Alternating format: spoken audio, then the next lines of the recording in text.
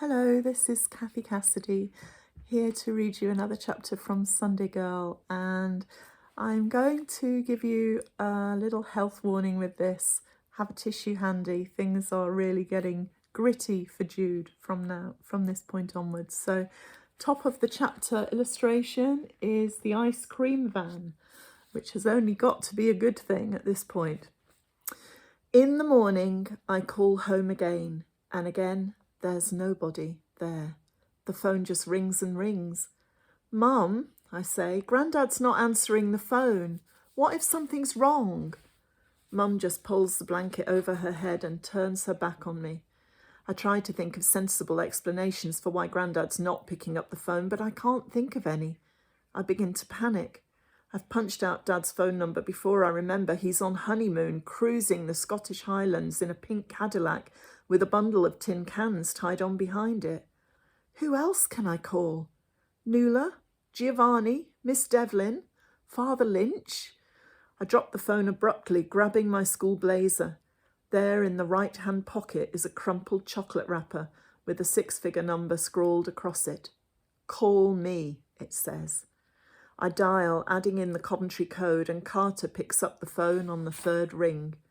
I'm in trouble, I blurt. Will you help me? Mum kind of went off the rails a bit and we're stranded in Glasgow and nobody knows. Slow down, Carter says. I'm listening. Carter, something's wrong, I tell him. I know there is. Gran and Grandad won't pick up the phone. I've been ringing and there's no reply. Could you go round and check that everything's okay? Hey, Carter says, don't worry. Their phone's probably just out of order. I'll go round and give them a message, shall I? Would you? Just tell them we're in Glasgow and we're fine. Well, kind of. We're staying with Mum's friend Gina in a flat above a pub called The Wizard, down by the docks. I take a deep breath in, trying to stay calm. I'll tell them all that, Carter promises. Leave it to me. Thanks, Carter. Jude? I don't want to be nosy, he says, but what exactly are you doing in Glasgow? The tears come then, leaking out of the corner of my eyes, like raindrops sliding down a window pane. I find a tissue and blow my nose loudly. I don't know, I tell Carter at last. I just don't know. Bag of crisps, love? Gina asks, chucking a packet of salt and vinegar across the bar. I smile and tear open the packet. Since we got here last night, I've eaten 2 cheese rolls, a packet of salted nuts and a Yorkie bar. It's not exactly a balanced diet, but it's something. The crisps probably count as a serving of vegetables. Thanks, I say. Cheer up, Gina tells me. It might never happen. It already has, I say. I mean, it's very nice here and everything. I look around at the dingy, half-empty pub. It isn't nice at all, but I don't want to offend Gina. It's just that we should be getting home. I'm worried about Gran and Grandad and I'm missing my friends. Oh, you'll soon settle in, Gina says. Wait till your mum gets herself a little job and a nice flat and you're at school again. You'll love Glasgow. It's a lively place. You'll soon make friends. We're not staying here, I say. Mum and Gina were up till all hours last night, sipping whiskey and talking about the future. It involved a piano bar, a chain of hairdressing salons, an exclusive nightclub called Emerald City, decorated to look like Oz, complete with yellow brick dance floor. Mum likes to dream. I look at her now, slumped at the piano, playing Over the Rainbow so slowly it's hard to even recognise the tune. We're going home, I say decisively. Maybe, Gina shrugs, polishing a glass. Who can tell? I slip out into the lobby, Toto on my heels, to try home yet again on the payphone. No reply. Where are they? I try Carter's number next. There's been no reply all day there either, so I've no idea if he's even been able to pass my message on. It's past 7 now. This time when I ring Carter, a small child answers. Hello, is Kevin there? We've been at Auntie Eileen's. That's nice. Can you put Kevin on the line? There's a silence then. I've got a wobbly tooth. Oh, lovely. Look, is your mum there, I appeal, or your dad? Can I speak to a grown-up, please? I'm not supposed to answer the phone, the child says finally, and the line goes dead. Great. No wonder Carter is slightly deranged. It's clearly a family trait. I push open the door, looking out into the street. It's dusk already. It's amazing how you lose track of time when you spend your days in a dark, smoky pub. I could swear I've been here 100 years. Every minute feels like a lifetime, but it's not even 24 hours yet. Toto is whining softly. He hates the smoky pub atmosphere even more than I do. I took him out earlier on when Gina and Mum nipped along to the supermarket for bread and dog biscuits and whiskey, but I don't fancy walking him on my own in the dark. It's scary enough in the daylight. I ruffle his fur and lead him back inside. "All right, love," Mum asks, glancing up from the piano. The pub is quiet tonight. It's been practically empty all day, and even now there are only a few grim-faced men drinking Guinness tucked away in the corner. Mum's good mood has leaked away like last night's party atmosphere. "Can we take Toto for a walk?" I ask. "He needs a run. It's not fair to keep him inside all day in a strange place. He's missing home."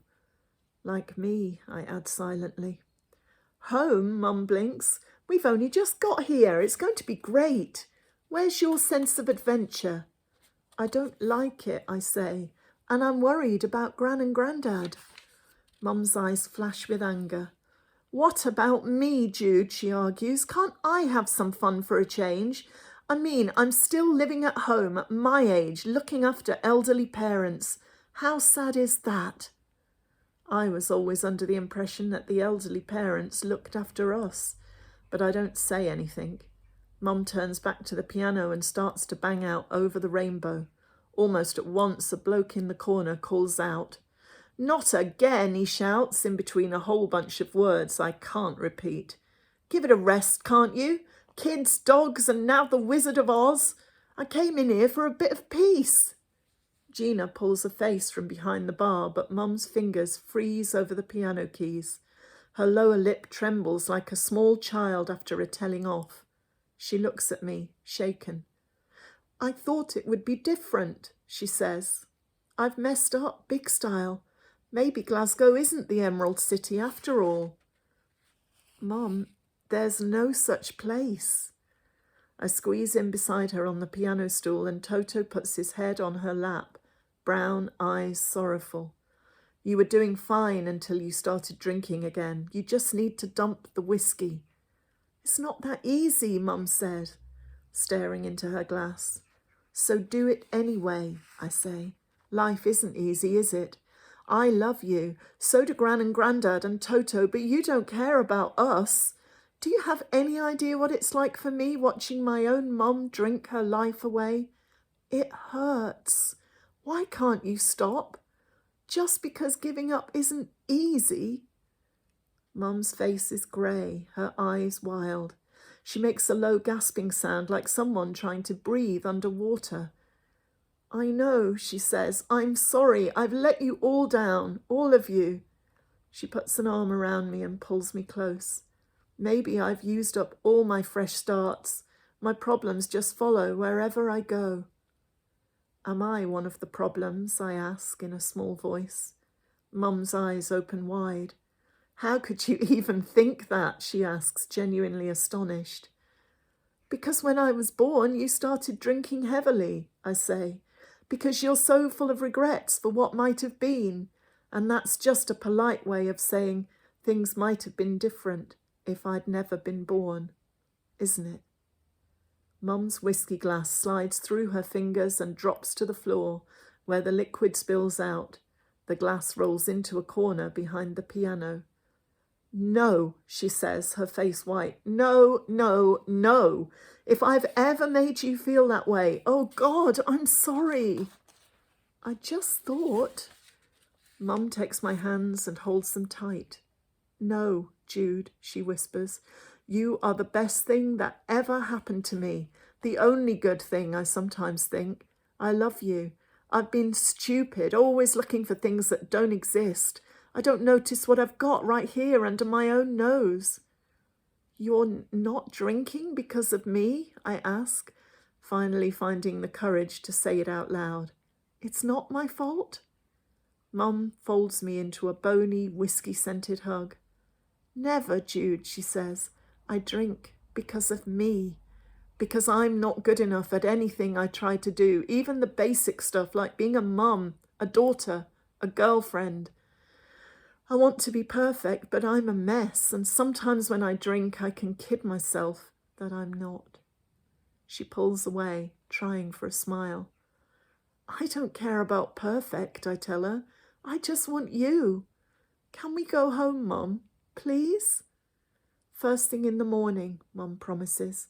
If we had a real wizard handy, I'd wish us back right now. But like you said, that's just a stupid film. There's no such thing as magic.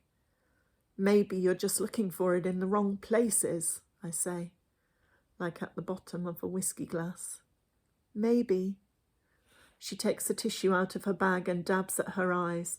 I wish I could make things better, turn the world from black and white to full-on Technicolor for her, because I honestly think that real life has got its own magic. You find it in little things, unexpected things, like a tube of Love Heart sweets, a boy feeding birds from breadcrumbs in his palm, a plump woman in a pink wig who says it doesn't matter, even when someone has just fried her bridal veil to a crisp. Magic. It's what makes life bearable. Suddenly, far in the distance, I hear the sound of an ice cream van jingle, getting closer. It sounds familiar, very familiar. Mum jumps up, her face shining with hope. An ice cream van now, is it? The grumpy man in the corner huffs. Can a man get no peace? Is it too much to ask? Strange, Gina says from the bar. An ice cream van at this time of night.